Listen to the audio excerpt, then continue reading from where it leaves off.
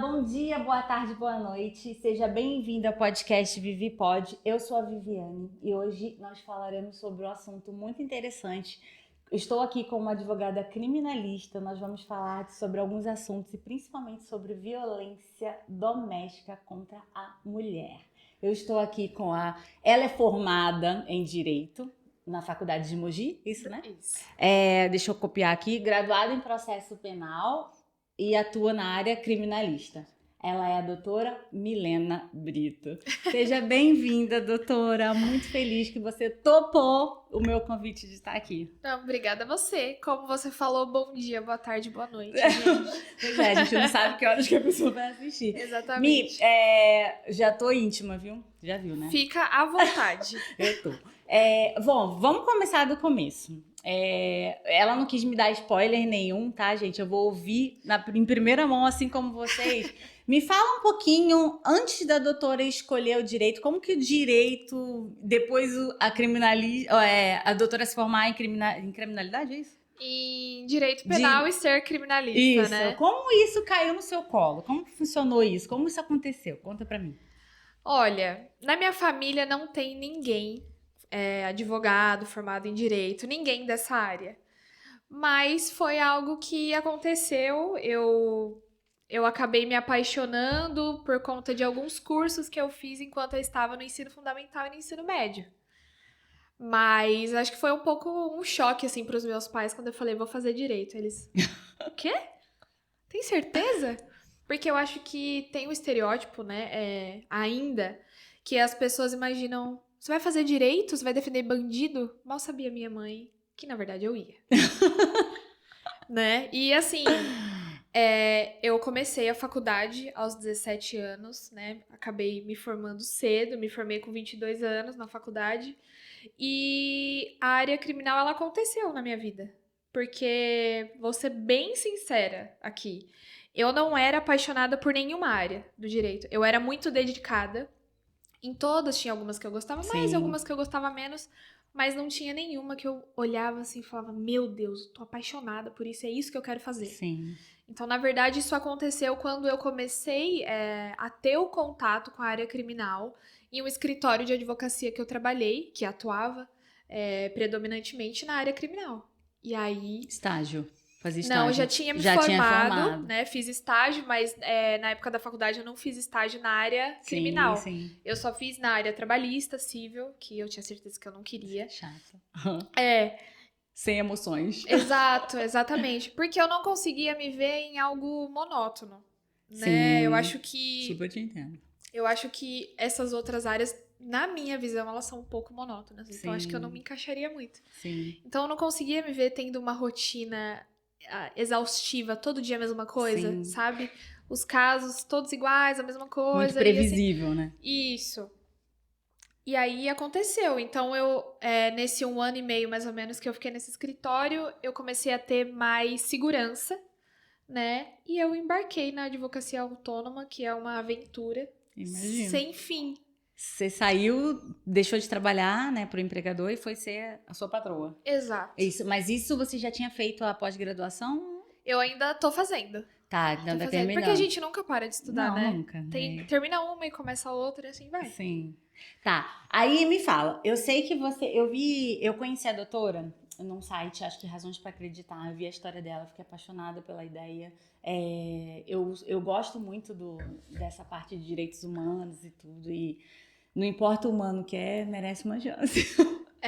Então aí eu vi essa história, eu falei assim, gente, eu preciso contactar a doutora pra ver se ela topa vir. Eu fiquei super feliz de você ter topado, mas eu vi que você tinha um caso lá de 2 mulheres, não sei se era da sua cidade de Mogi ou não, que você viajou pra estar aqui, viu, gente, ó. Aí eu vi a história, ela falando, mas eu imagino que além desse caso, que se você puder falar, não sei especificadamente, acho que você não pode falar do crime, mas você pode contar um pouco da história. Se você tiver um outro, se você quiser comentar, né, de um outro, mas assim, eu imagino que isso tenha causado muito aprendizado para você. Não como a doutora só, mas como o ser humano Milena. Então, assim, fala um pouquinho para mim desse caso, especificadamente desse que eu vi lá no Razões para Acreditar, de 2 mulheres que ficaram presas. injustamente, né? Eu vou falar assim porque você vai explicar melhor a situação. Sim. E depois fala o que isso mudou na vida da Milena. Tá. Eu acho que antes dessa história, o direito penal já tinha mudado a minha vida, Ótimo. né? Em relação à empatia, Aham. a pensar no próximo. Sim. Mas, assim, esse foi um dos casos que marcaram minha vida até hoje. Realmente elas foram presas injustamente, não tinha nenhuma prova contra elas, Sim. né? E elas já estavam presas há 6 anos. Meu Deus. Já não cabia mais recurso no processo. Sim. E a família de uma delas me procurou para ver o que podia ser feito, né? Já estavam ali desiludidas com a figura do advogado, Sim. né? Porque prometeram para elas coisas que a gente não tem controle e que de fato não aconteceram. Então, assim, acho que foi a última tentativa. Apostaram a última ficha ali, naquele momento que eles entraram em contato comigo. E eu falei, gente, vamos com calma, porque a gente tá falando de uma sentença de 60 anos que não cabe mais recurso. Já tá tudo negado, né? Exatamente. Meu Deus. É tipo assim, colocar o leite com a colher dentro Meu do... Deus. Entendeu? Então, eu respirei fundo e falei, vou embarcar nesse desafio. Nunca Sem falo saber, não. né? Totalmente imprevisível, realmente. Exatamente. Mas a justiça no Brasil é muito complicado, né? Justiça no geral é muito difícil, mas assim, sem tacar pedra, porque a gente não... A área criminal é pior ainda. eu imagino que seja muito injusto. Isso. E aí, eu abracei essa história e atendi a Ana pela primeira vez lá na penitenciária de Santana, a gente conversou. Elas eram amigas. Elas eram conhecidas. Sim. E Mas estavam envolvidas no mesmo isso, elas estavam no mesmo processo. Foram Sim. condenadas no mesmo processo. Eram 4 réus nesse processo. E aí, eu conversei com ela, eu falei, Ana, se eu verificar que existe uma possibilidade de reverter essa condenação, farei. Eu vou fazer, tá? Ela, não, tudo bem. E aí depois ela falou pra mãe dela que tinha gostado muito da gente, porque a gente precisa ser honesto. A gente não pode alimentar Lógico. uma falsa esperança numa família de algo que não vai acontecer. Ela tinha filhos, não? Tem. As duas? Sim. Meu Deus. Sim. Quando a Patrícia foi presa, ela tinha uma filha de 7 meses. Meu Deus. Assim, essa história tem diversas vertentes que você fica assim, oi, mas como assim? A Patrícia, eu conheci no dia que ela saiu. Meu Deus. Porque eu não tinha contato com a família da Patrícia. Quem me contratou foi a família da Ana. Contratou meu escritório, né? E aí, nós tivemos o primeiro contato em julho do ano passado. Eu pedi para um colega me auxiliar, que a gente precisava aí de mais pessoas trabalhando, que é o Dr. Eric, um abraço para você. Que sem ele isso não teria sido possível, né? E nós estudamos e fizemos tudo o que foi possível. E pra mim foi uma surpresa, porque as pessoas ficaram falando, Milena, mas por que a surpresa, né? Você não fez o seu trabalho? Você não acredita no seu trabalho? Eu vi alguns comentários assim. Mas a gente recebe muito não. A advocacia criminal é você ser persistente, porque a maioria das coisas é negado. Indeferido, negado. Indeferido, negado. É sempre assim. Eu sabia que a gente tinha uma real possibilidade de conseguir um resultado, mas eu imaginava que a gente ainda iria percorrer um longo caminho. A minha surpresa foi porque na nossa primeira tentativa e uma decisão rápida.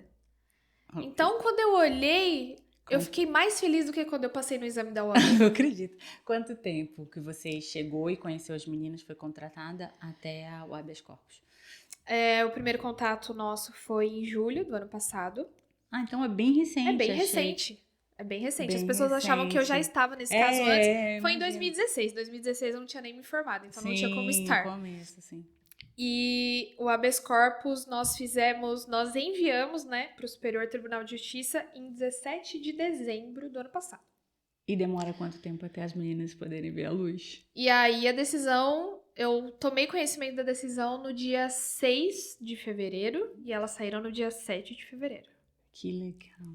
Imagino. Nossa. E foi o tempo certinho, assim, porque aquele dia eu já tava fechando o escritório E aí minha mãe falou, não, pode ficar aí que eu vou ter que passar até aí. Aí eu, Sim. falei, vou olhar como está. Sim. E aí Mulher, foi assim... e ninguém liga pra avisar, né? Você tem que ficar olhando.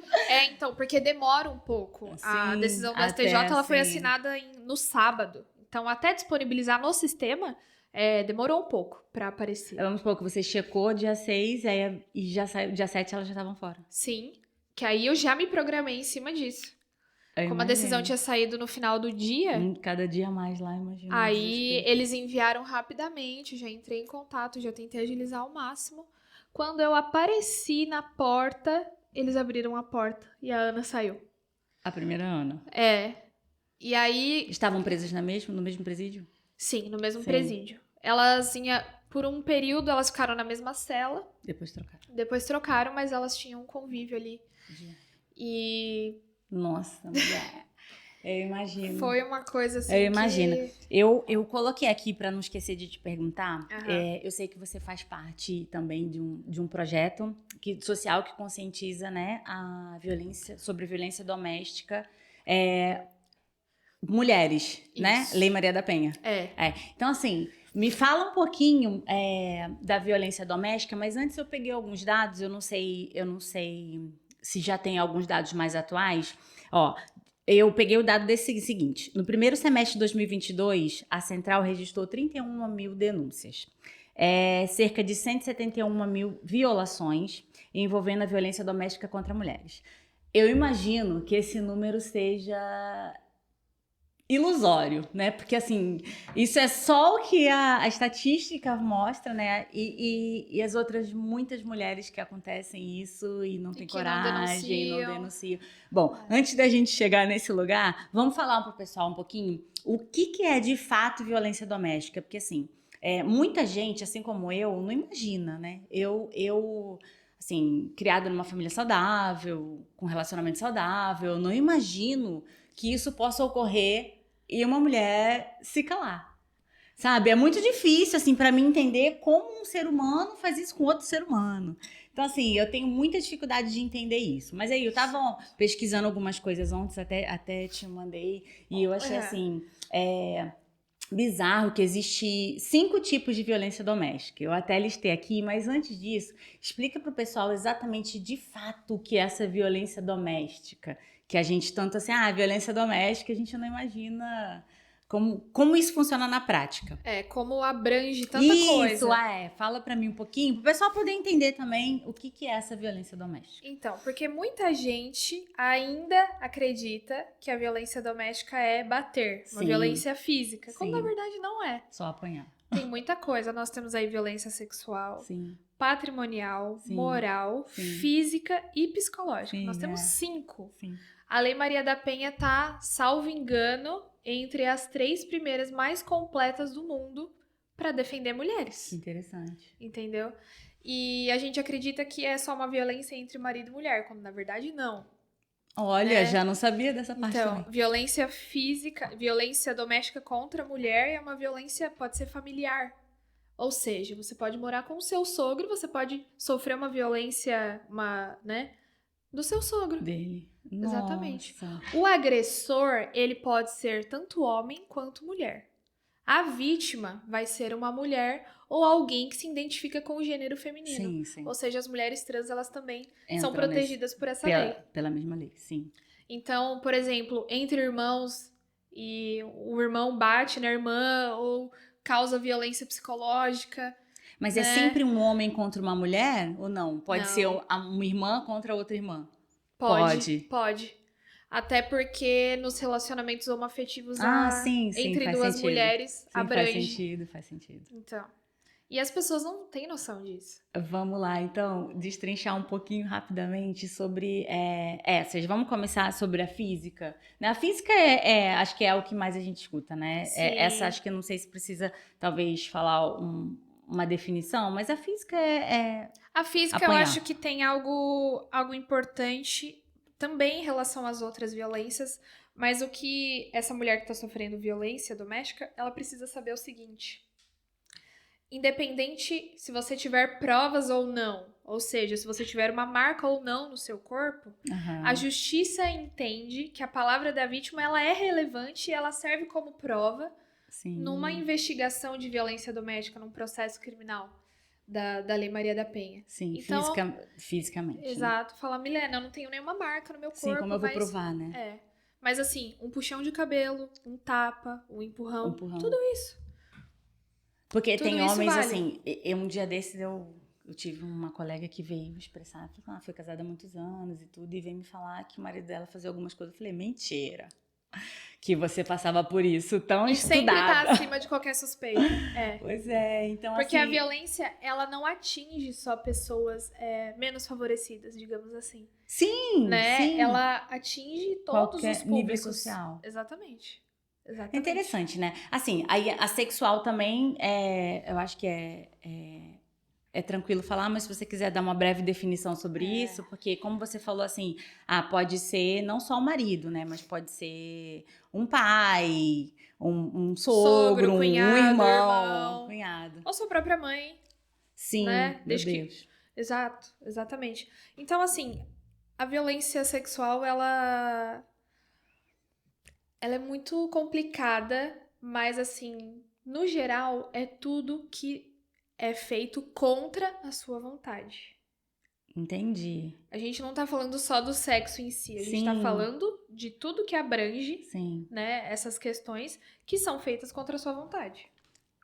E é muito complicado porque eu tive um caso de violência sexual, 2 casos marcantes, que no final eu vou contar. Não, pode contar, Pode contar agora? Pode. Então vamos lá.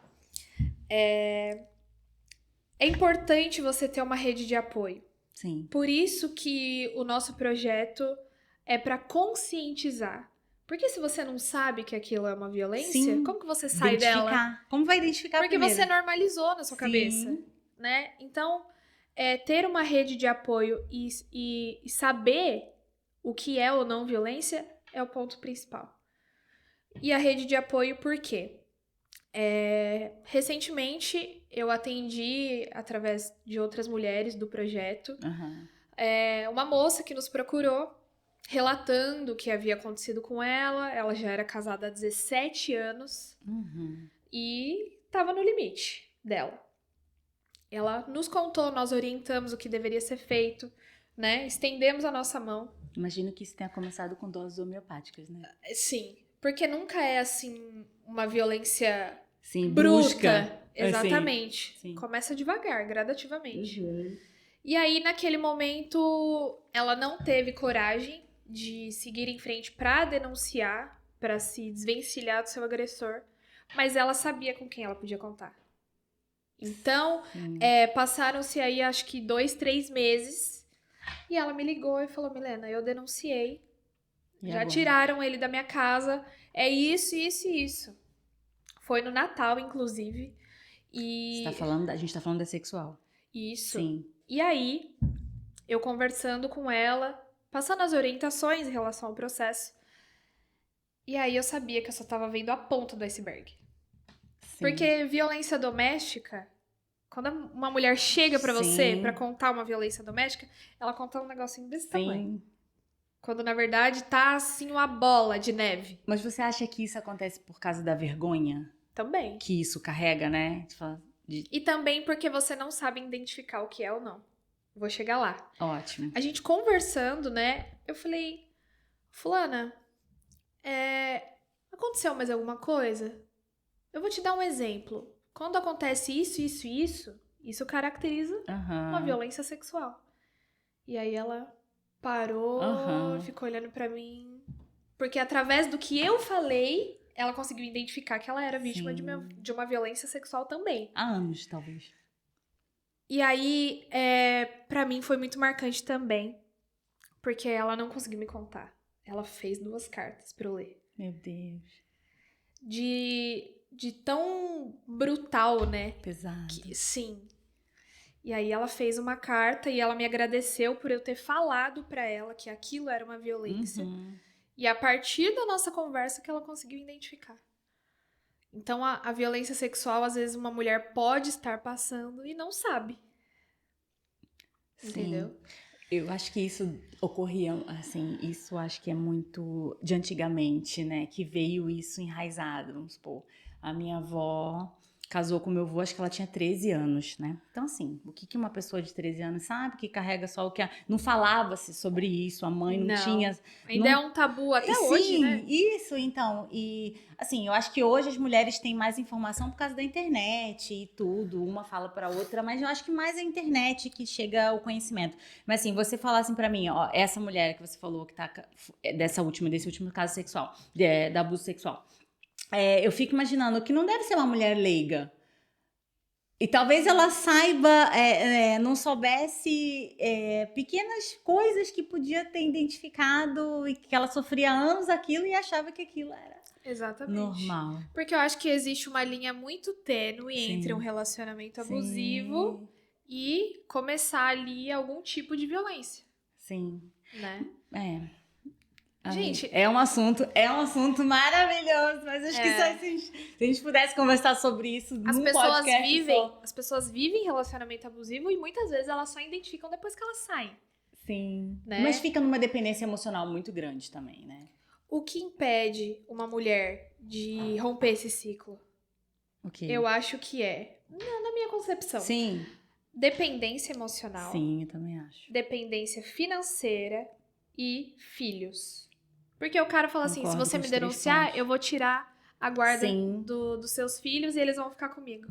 vai passar fome. Exato. Ou, pra romper esse ciclo, ela não tem pra onde ir, não tem familiar, Sim, sim, né? E a dependência emocional, que é algo assim que precisa muito ser trabalhado. sim.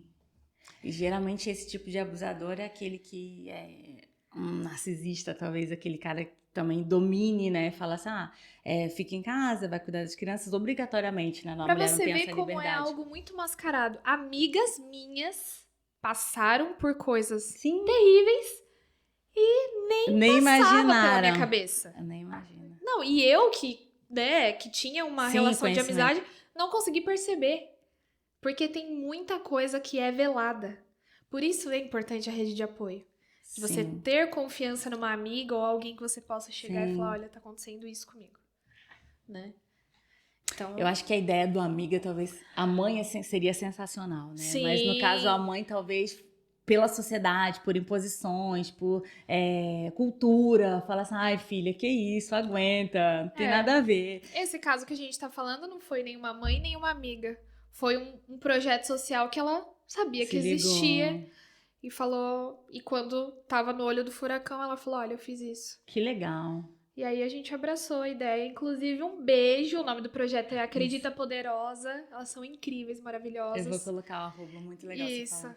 Pra mim é um presente participar, porque Eu a queria trazer gente. isso porque, assim, além da Milena criminalista que recebe para isso, eu acho que a parte social é tão linda porque é muito além, né? Porque tem muita gente que não pode pagar ou tem dificuldade e fala assim, imagina que eu vou demorar para pegar um advogado público, eu vou ficar aí me expondo para qualquer pessoa E e a questão é que muitas mulheres não sabem que nós podemos trabalhar em prol das vítimas nos processos, porque as pessoas acham que advogado criminalista só defende bandida. É a sim, nossa máscara, né? sim, Mas na verdade tem a figura do assistente de acusação. Ou seja, a gente pode trabalhar, advogar para a vítima em um processo de violência doméstica, em um sim, processo de violência sim, sexual, enfim. Né? Então elas não têm essa noção. E às sim. vezes precisa muito, porque nós não temos ambientes acolhedores. Né? Muitas delegacias não são acolhedoras para Você imagina. ajudar, auxiliar essas mulheres em relação à orientação, enfim. Mulher, Então, esse assunto dessa violência sexual é tão. realmente uma linha muito tem umas fina, né? histórias aí. Você contou uma, quer contar mais uma? Faltou uma, você Mas, falou assim. mas assim, você falou da questão da empatia. Eu acho Sim. que antes da Milena, advogada criminalista, nascer, Aham. nasceu a Milena empática. Que lindo isso. Né? E eu acho que isso vem muito da minha criação, dos meus pais, mas os meus primeiros contatos com a advocacia criminal, elas fortaleceram muito isso, trabalharam muito a questão da empatia em mim. Porque eu vi muita coisa que que não pode ser feita, né? Então, nos meus trabalhos ali, eu aprendi o que não fazer. Sim. Então, e aí eu comecei a colocar em prática isso, que a gente costuma chamar de uma advocacia humanizada, Sim. né? Tem, infelizmente, vou ser muito sincera aqui, mas tem advogado que olha pra você é um cifrão, tá olhando um cifrão. Sim, sim. Não tá enxergando a sua dor. A gente falou isso em off, né? Porque Exato. criminalista é muito...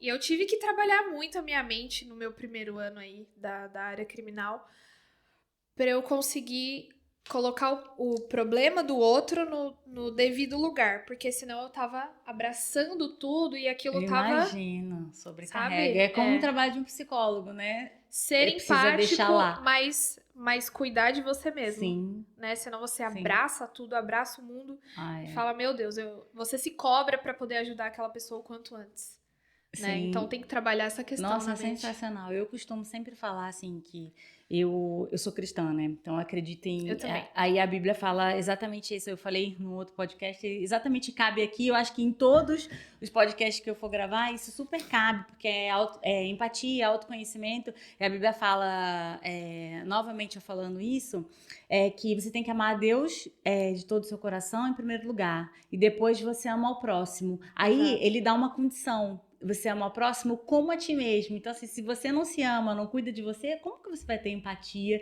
e olhar o outro com amor? Né? Isso que você exatamente. falou é muito interessante, porque é exatamente isso, né? De você se colocar no lugar do outro, mas entendendo quem é a Milena primeiro. Sim. Se cuidando. Sim, porque senão aquilo entra no seu psicológico e você precisa trabalhar isso dentro de você.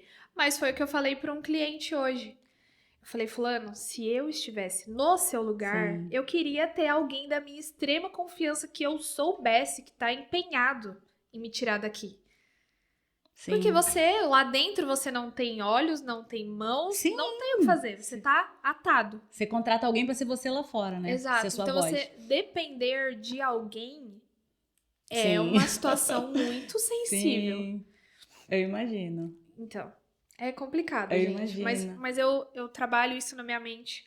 Mas eu acho que a advocacia humanizada, seja qual área da advocacia, ela é essencial. Sim. Mi, vamos passar do sexual pro psicológico, que é Sim. aquela outra parte do Eu acho que é. você não vale nada. Eu acho que essa é uma que Emocional, vai né? te Mais comendo emocional. pelas beiradas, assim, você não percebe, né? Às vezes é um olhar diferente, ou de repente, Sim. você vai sair com essa roupa? Sim. Ou um ciúme excessivo, e aí começa a falar pra você, pô, mas você é burra, né? Aham. E aí você... Vai engolindo. Exato. É um balde que vai Doses pingando. homeopáticas. Exato. Quando você vê, você já tá sendo humilhada, Sim. né? E tá aceitando aquilo. Sim. Muito provavelmente por causa da dependência emocional, Sim. né? Então, a violência psicológica, ela é nesse sentido, de humilhar a vítima.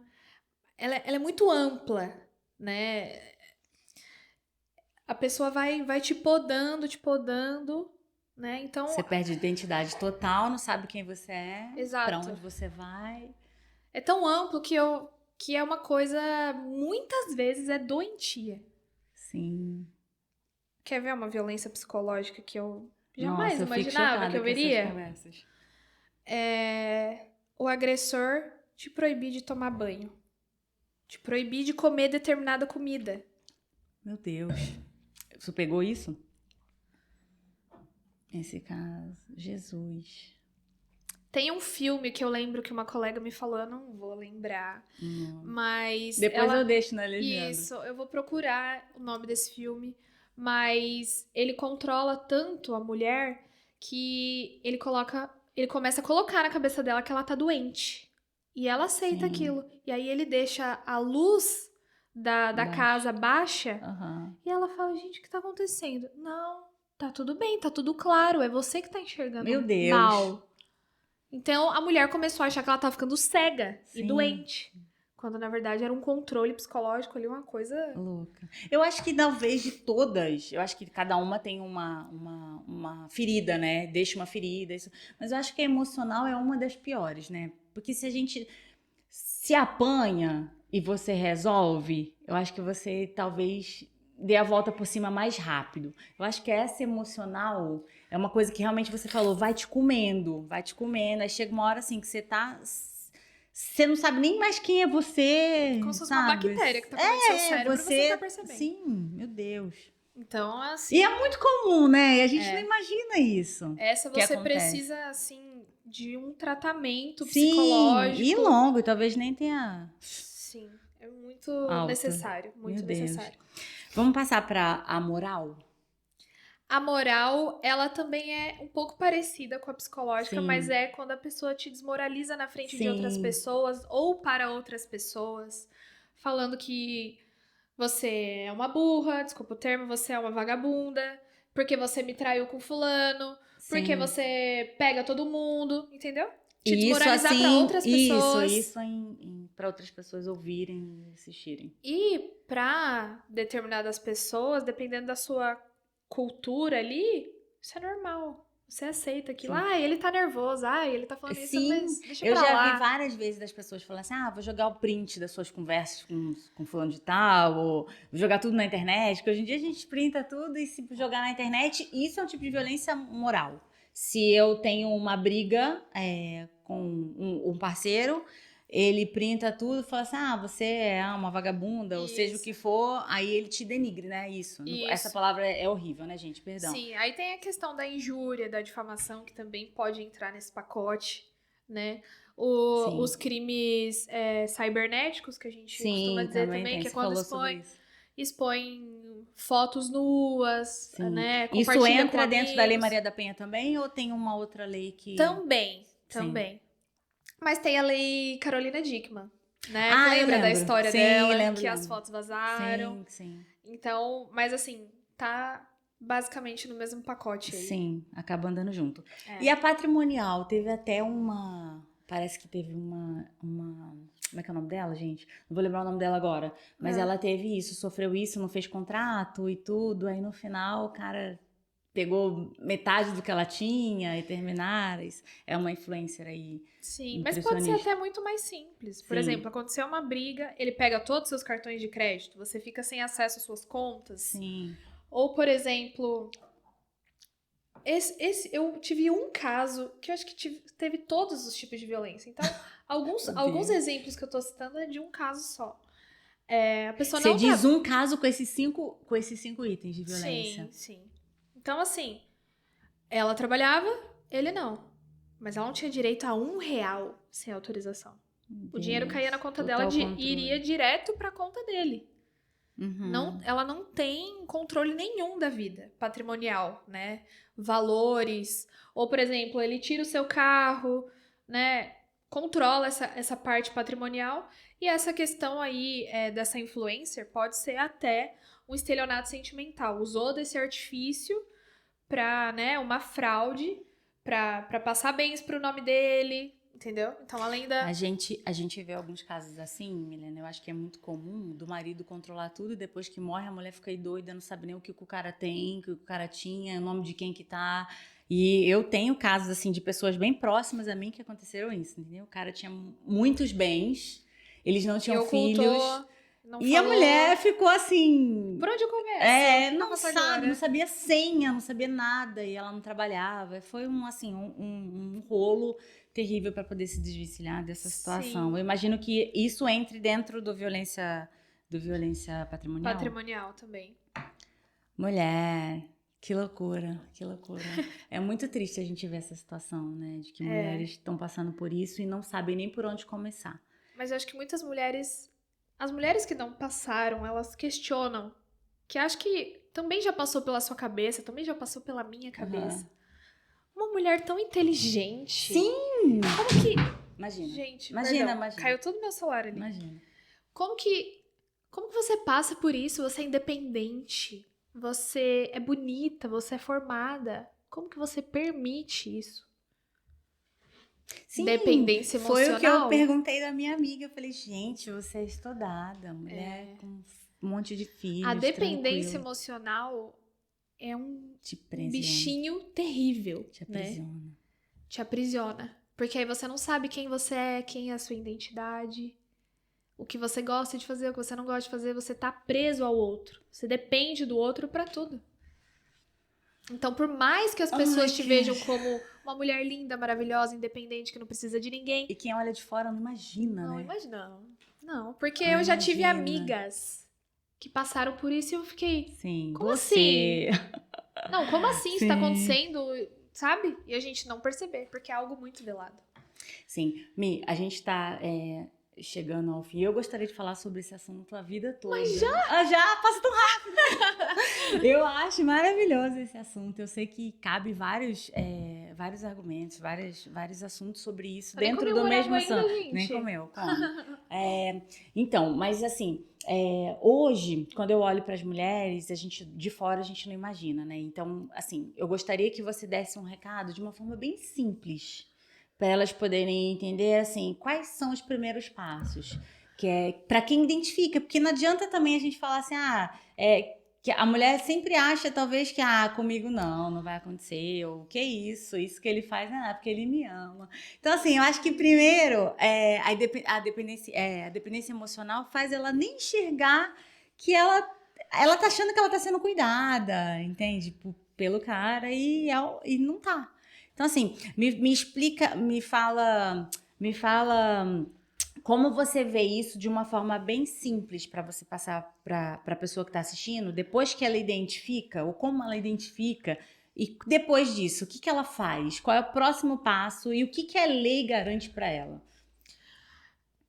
O primeiro ponto, quando você toma uma decisão, é estar em segurança. Se você corre algum risco, você precisa estar em segurança.